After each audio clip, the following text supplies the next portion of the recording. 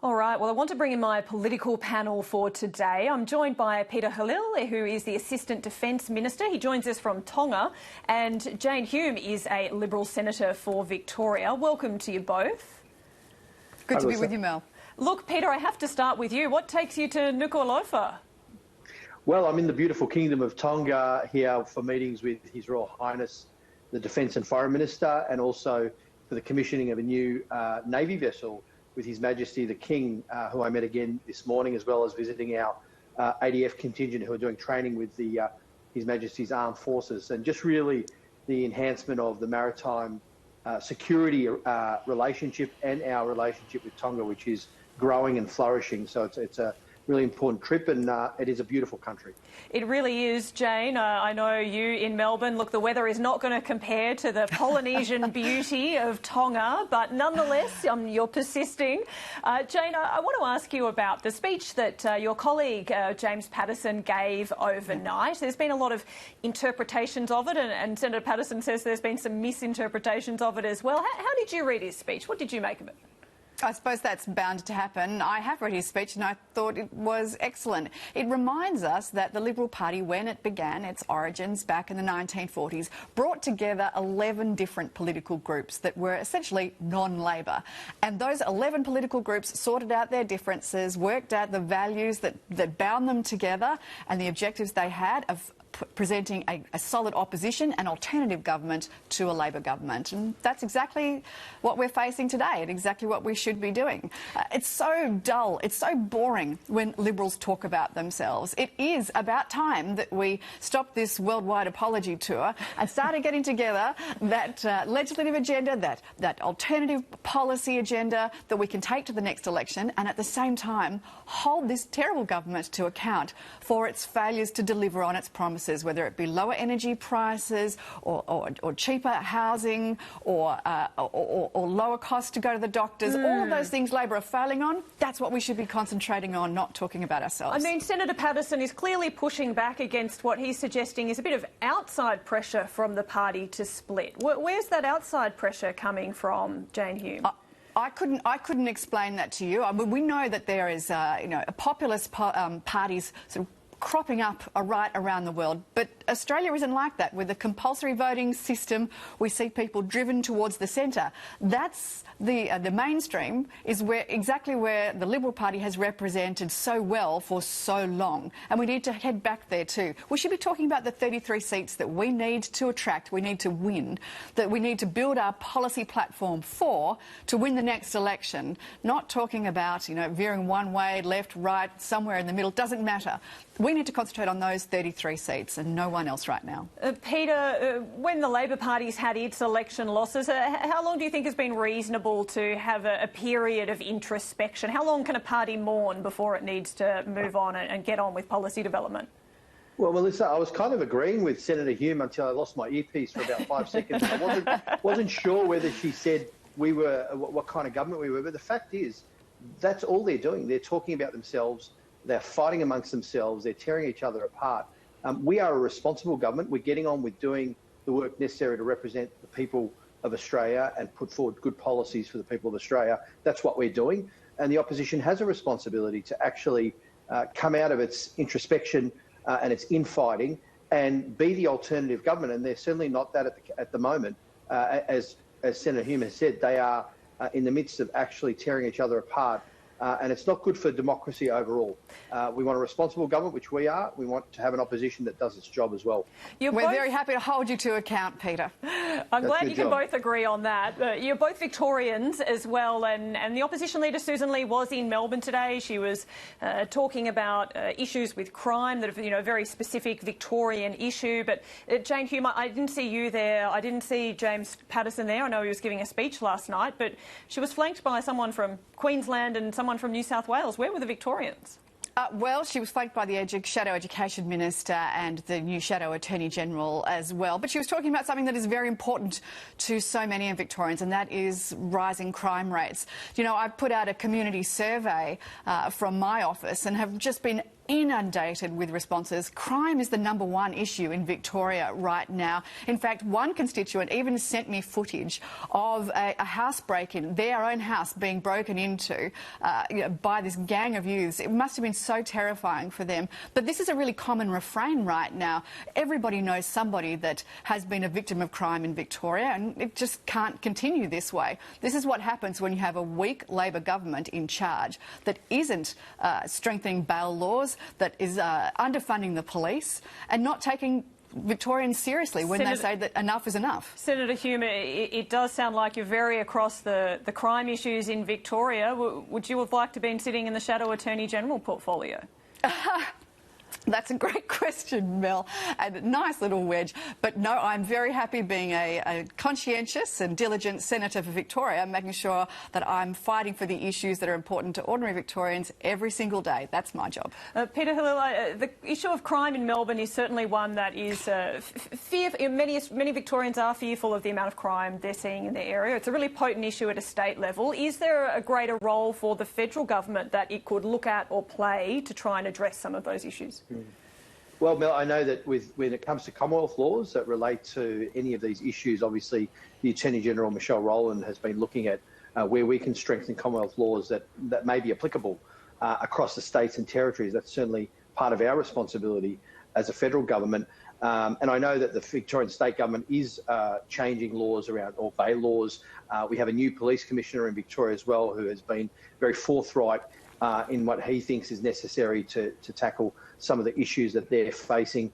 But it is instructive, Mel, that none of the Victorian, as you said, you pointed out, none of the Victorian federal senators or MPs were actually there for whatever press conference they had. Instead, they were making speeches about the existential issues with the Liberal Party. So rather than focusing on the issues that Senator Hume is bravely trying to focus on in this interview, they're spending most of their time talking about themselves. Look, we have had from the opposition leader, Susan Lee, a hint that a housing policy might be coming soon. Senator Hume, anything you can tell us about that? Got a hint for us of what it might involve?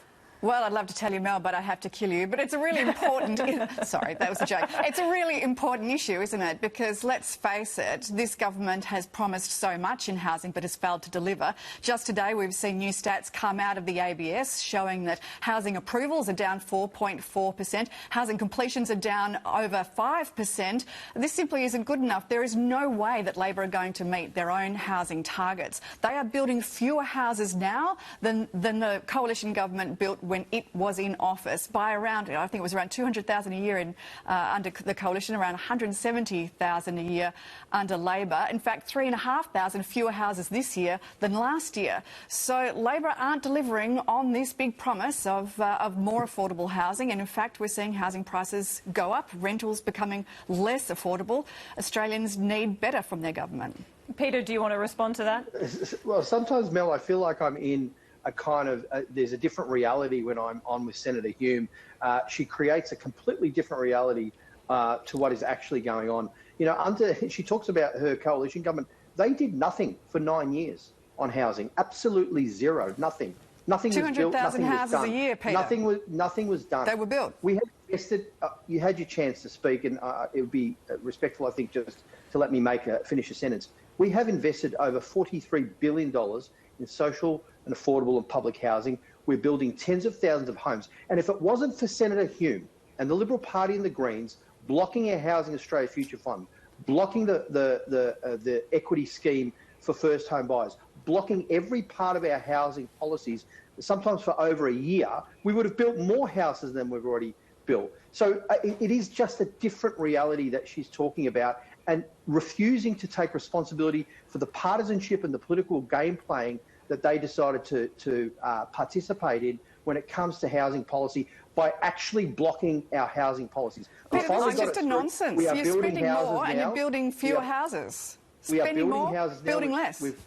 We've built 55,000 social and affordable homes. We're on track. So I just think it's rich for Senator Hume to make these grand proclamations when her party was responsible for blocking the actual housing policies that would have built housing. I'm really right, sorry about statistics. I am going to move on from this issue because there is another important topic from this week that I want to touch on. Peter, we've seen the Labor Party change its approach to superannuation tax arrangements, the concessions in place for superannuation accounts earnings above $3 million. Why did the Labor Party spend 2 years saying that taxing unrealised gains was a good policy and now walk away from it?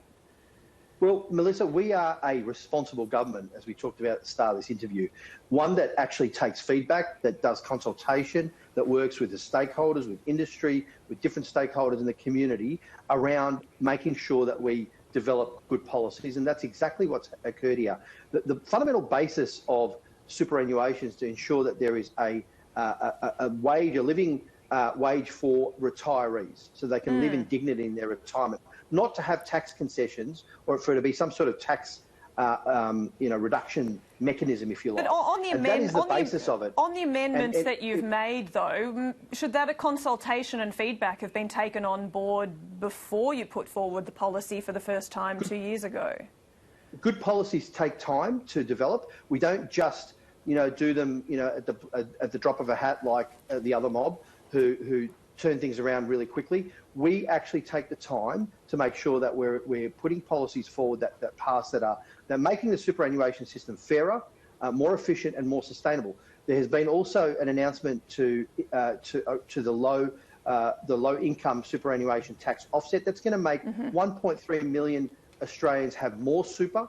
We've put in a 40% rate for super funds above 10 million and 30% at 3 million. And there are a number of other changes that make the system fairer and more sustainable over the long term. Okay. And it's been a good policy and a good process. So, Senator Hume, the question now falls to the Coalition.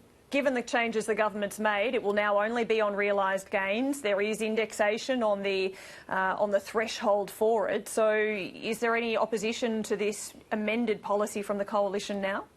Well, we'll wait to see exactly what the legislation says, because there's always a sting in the tail with Labor.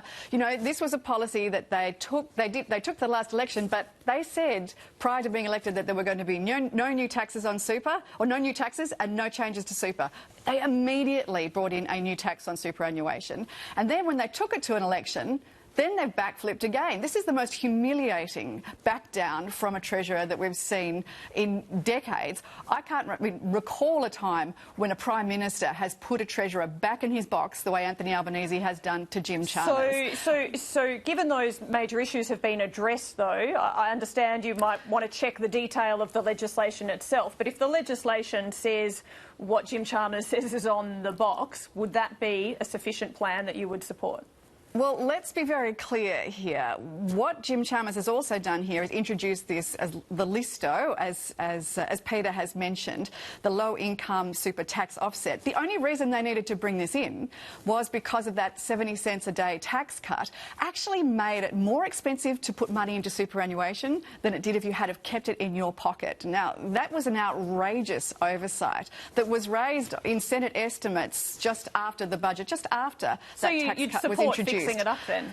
Well, I don't know how else you could do so, but it's going to cost around $2 billion to do so. This was a mistake of Labor's making that they are now trying to repair and calling it a terrific thing, which is absolutely outrageous. I think you still managed to not answer whether or not you would support it, but... well, we have to take this to our shadow cabinet, and we haven't seen the legislation yet. They only backflipped on Monday, Mel. They backflipped it on Monday. Show us the legislation, we'll take a look at it, and then we'll tell you. But this is a brand new tax, not one that they had a mandate for at the election, a brand new tax. Peter, final word to you.